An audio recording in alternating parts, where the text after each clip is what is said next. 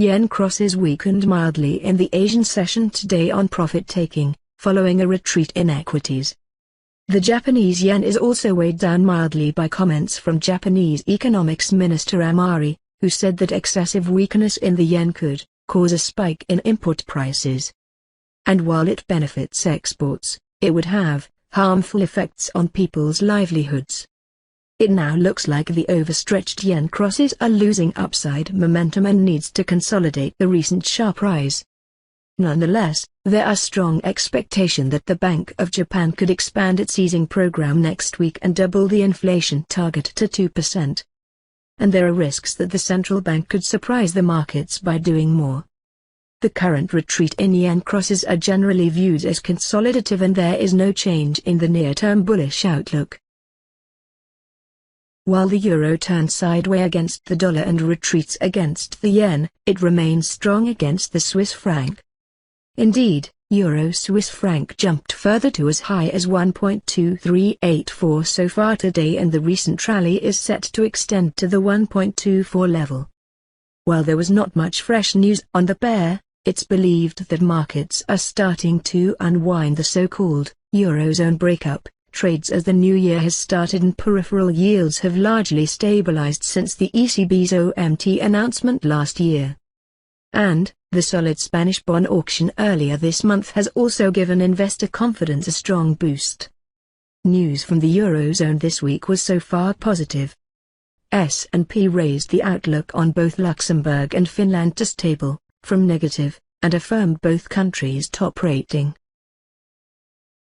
In the U.S., Fed Chairman Ben Bernanke said that whilst there are some positive signs of improvements in the economy, there is still quite a way to go. He also noted that quantitative easing is having a positive effect on bringing longer-term rates down pretty significantly and is an effective tool.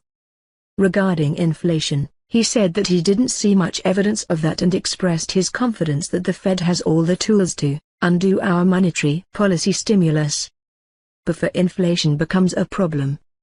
Overall, Bernanke's comment didn't change the expectation that the Fed wouldn't exit from its policy easing until at least the end of 2013. Regarding the so-called debt ceiling issue, Bernanke urged Congress to raise the ceiling to avoid a situation where our government doesn't pay its bills. And, we're not out of the woods because we are approaching a number of other fiscal critical watersheds coming up. He also said, the way to address it is to have a sensible plan for spending and a sensible plan for revenue. President Obama criticized that, to even entertain the idea of this happening, of the United States of America not paying its bills, is irresponsible and absurd. Obama noted that, while I'm willing to compromise and find common ground over how to reduce our deficits, America cannot afford another debate with this Congress about whether or not they should pay the bills they've already racked up. Atlanta Fed Lockhart said yesterday that the Fed's open-ended quantitative easing does not mean it's without boundaries. He warned that growth of the Fed's balance sheet could have longer-term consequences that are worrisome. He noted that there is a risk, given the Fed's cumulative share of the Treasury and mortgage-backed securities market, that at some point securities purchases could have adverse effects on market functioning and financial stability. And the Federal Reserve's net income and its remittances to the Treasury could be significantly affected during the period of policy